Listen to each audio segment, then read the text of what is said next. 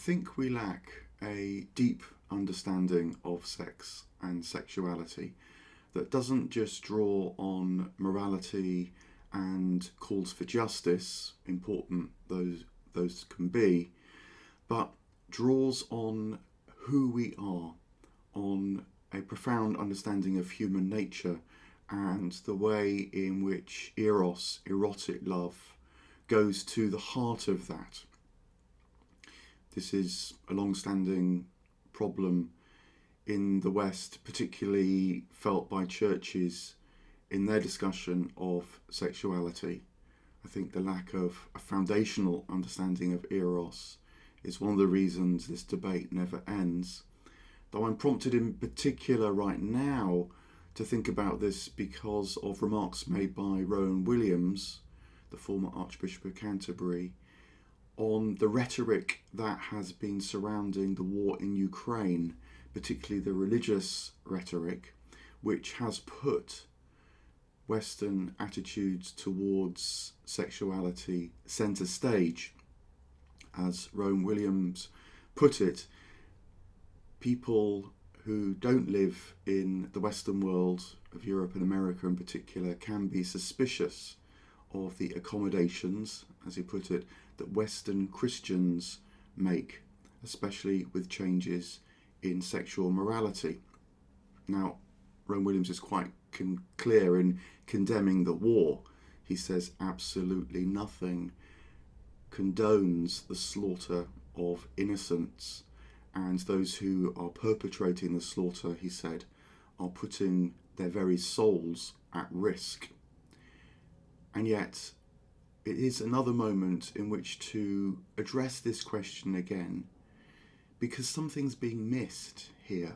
Something is lacking, something which is rich and tremendous. Liberalism very often puts to one side the metaphysical question about the role of erotic love in our lives in favour of allowing the individual freedom to pursue sexual love as they see fit within certain limits. But the problem is that in order to grow in erotic love, we need an understanding for what these feelings are really about, where this longing is directed. And if the longing is just left to itself, cut off from perceptions about its deeper goals, then we are left in a world in which everything can just be consumed, only half policed by really moral guidelines that are ignorant as to what they're trying to direct. Now, Dante should have something to say about this question. He is the author of one of the richest and greatest explorations in Western Christianity of erotic love. It's the beating pulse that runs right through Dante's journey to God. It's the energy that enables him to reach for God, and indeed is the energy with which God reaches down to him as well. And indeed, he does have a tremendous amount to say about eros. Key is that he doesn't offer a teaching. He knows that eros is dynamic and transformative too. It plays differently in different moments of our lives, and so can't be rule bound. Rules which may work in one moment will thwart it in another. And this is why morality literally wastes the erotic lives of countless Christians who try to follow the rules but fail to understand how love is dynamic in their lives. We need to move on from this, the wastes of the moral law, and Dante helps us do that because he offers living encounters between people. He offers images that can guide us, and he reflects on his own experience so that an understanding of eros becomes possible from within, so that we can learn to ride its energy, chart its ways reach for its deepest goals. It's not to say this isn't a serious matter, quite the opposite. It's profoundly serious. Nothing less than our life with God is at stake. So, what does Dante have to say? He is like all mystics, actually, who know that Eros is central. And in fact, another way of putting the problem that churches have, in my view, is that they lack a knowledge of this mystical journey. They see sex as something to be controlled, not something to be understood. It's about ordering this world rather than the transport to the next world, which is also here. This is the depth of human sexuality and human nature to which Eros can reach when properly understood. It is the longing of God within us as much as it's our longing for God. It's the joy of God within us as much as it's our desire to enjoy divine life. It's essential to our nature when it's discerned and so can fully flourish and reach its goal. It's why sex and spiritual questing are connected in the mystical tradition, but also perversely, so horribly, come together with the abuse scandals in the church, when power is exploited and sex is not understood, often just because it's become so taboo. And so people not only become trapped trying to police their sexual desire, but can use their sexual desire for the purposes of exploitation. That's the shadow side of the church's failure to understand erotic love. And in my view, it's why abuse will continue. Rules won't contain it because Eros escapes the rules, both in terms of our ascending to the heavens, but also in terms of risking our own souls. So how does Dante see it? What does he offer?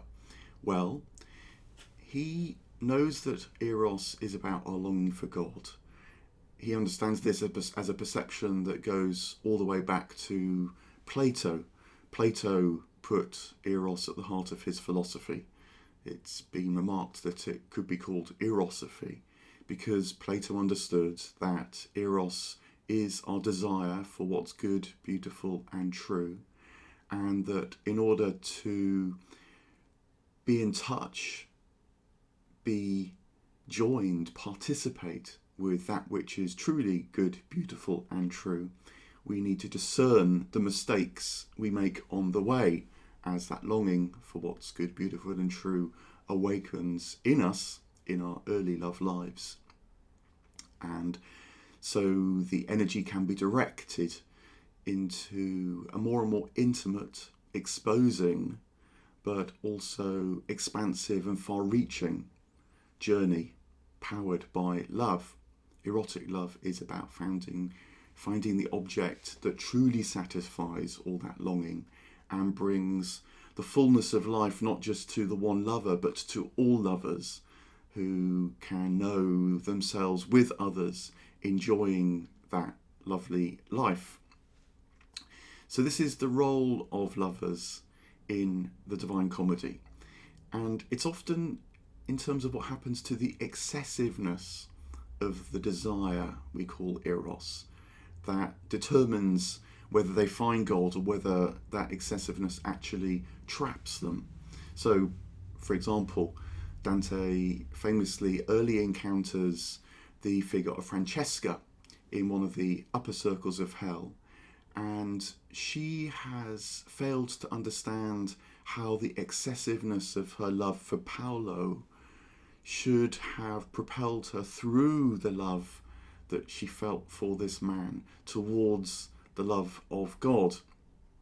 Conversely, in the heavens, in the paradise, Dante meets another lover, Cunizza, who might be called promiscuous by a moral understanding of love. She had 4 husbands, was a well-known lover in life, And yet she is in paradise because, unlike Francesca, in the midst of the turbulence of her love life, she realized that this excessiveness was pointing towards more than just another lover, but was leading her towards God. And so that true spirit of Eros propelled her to paradise and didn't leave her trapped in the swirls, the turbulence of earthly love, as Francesca was experiencing. This is the role of lovers in our lives. It's to foster the question within us as to what's the quality of our loving. Is it this desire to exploit the beloved, to pin all our hopes on the one beloved, the romantic myth that there's someone out there who will satisfy all our desire? Or can we learn how Eros can lead us to more and more, and ultimately to the all?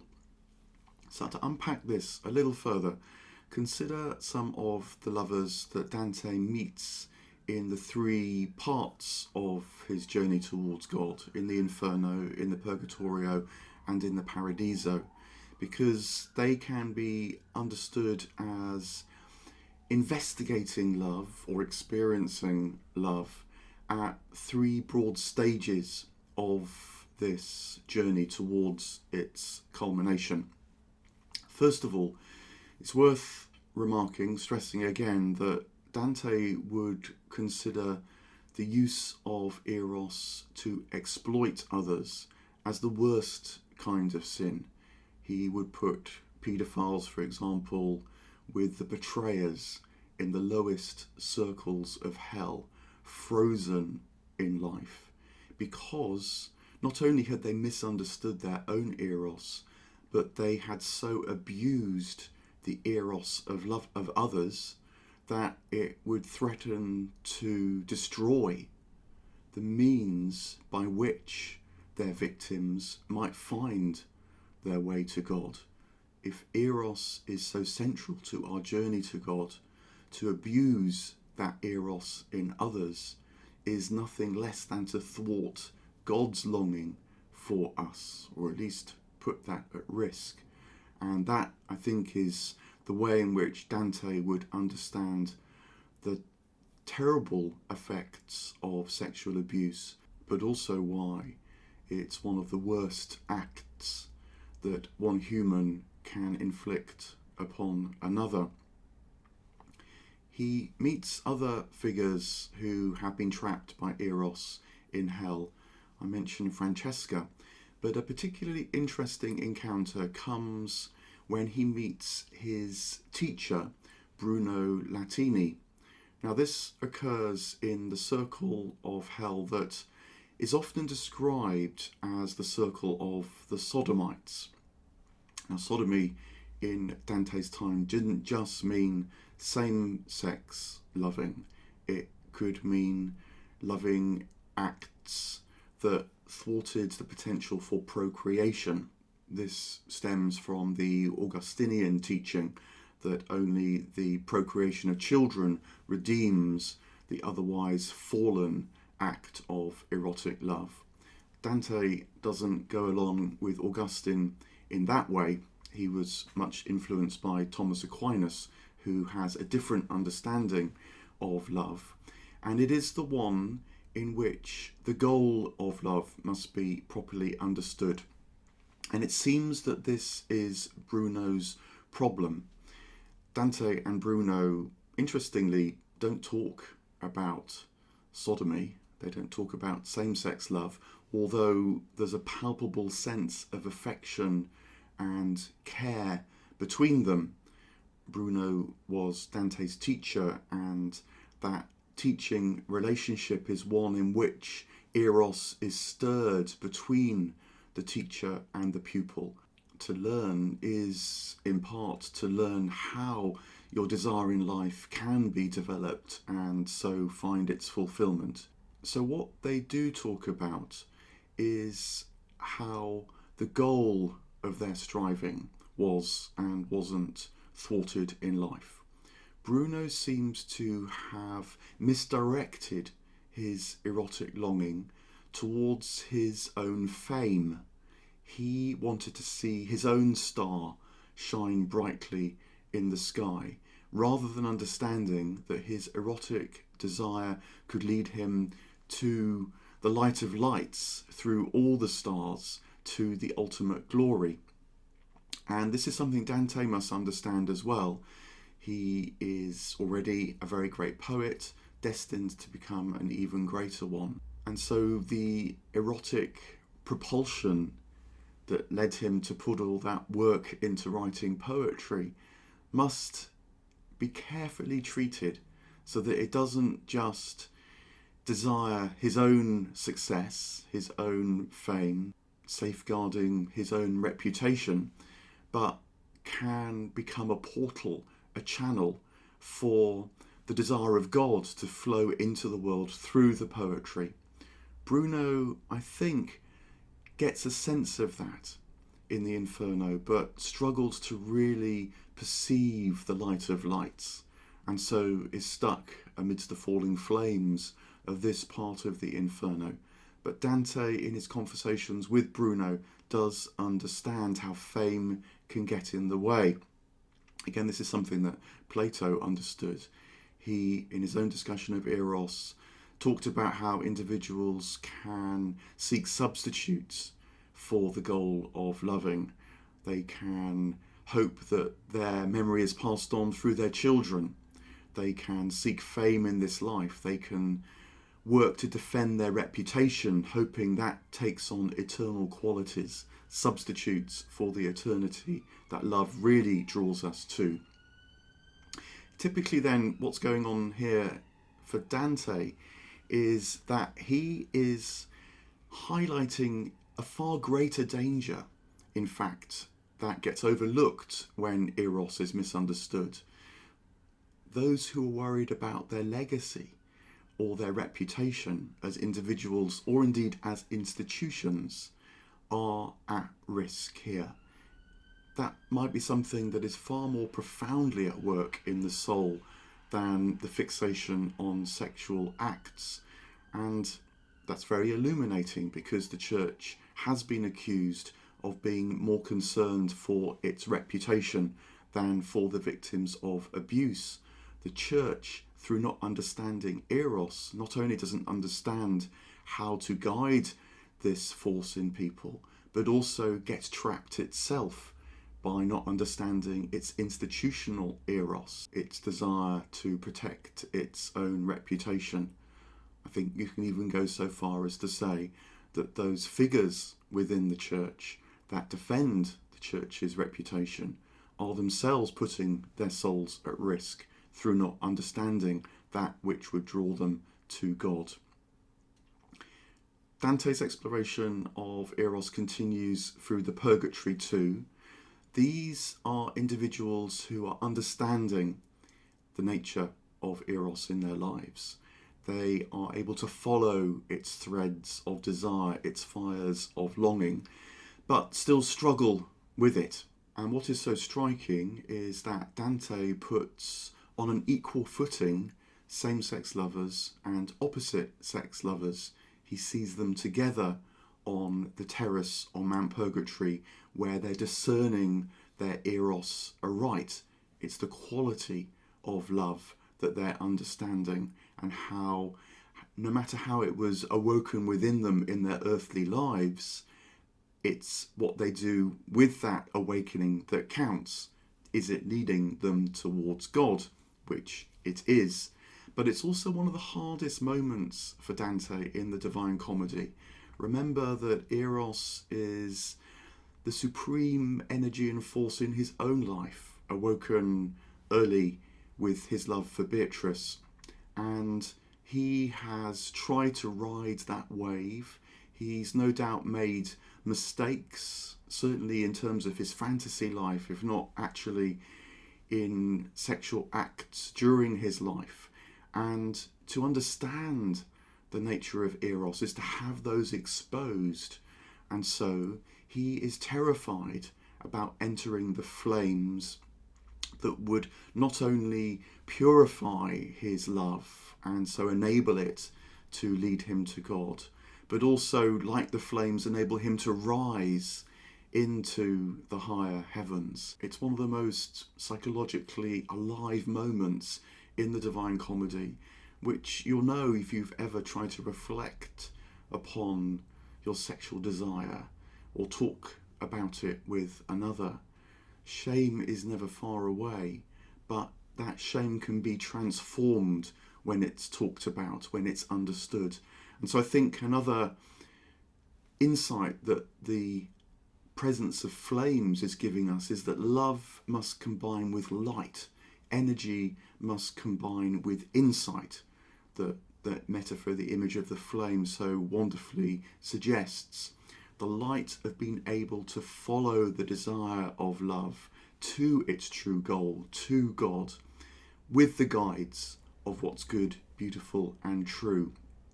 Another way of putting it would be to say that love is not all you need, in fact. You need discernment, you need honesty, you need the tenacity too, the courage to keep with your love and the truth that it's trying to teach you.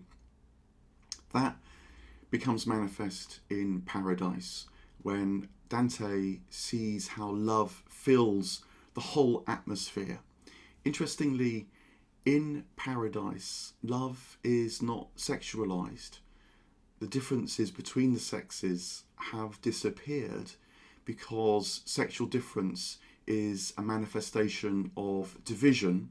And in Paradise, people know how they're joined, how they're one, because they all share in the one life of God.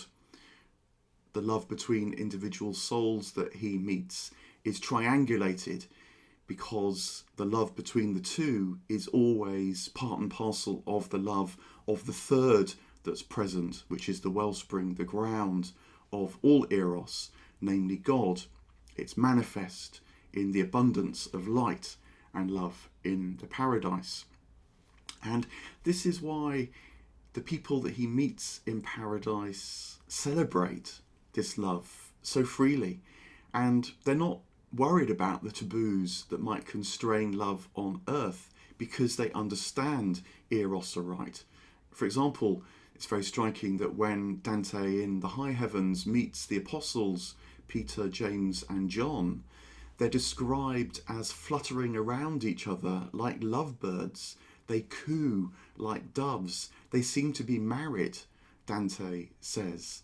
An image that from earth looks like same-sex marriage. Though even to put it like that is to misunderstand. It's to collapse the paradisal vision into an earthly frame, rather than seeing that those earthly frames, maybe necessary on earth, have been transcended in Paradise. Peter, James and John are free to love and free to celebrate their love. At this point in the Paradise, Dante himself is asked to speak about faith, hope and love, and he does so in a way that makes the whole heavens sing. He too can join in this erotic frisson, this delight in love. It reminds me of the images of Desmond Tutu meeting the Dalai Lama.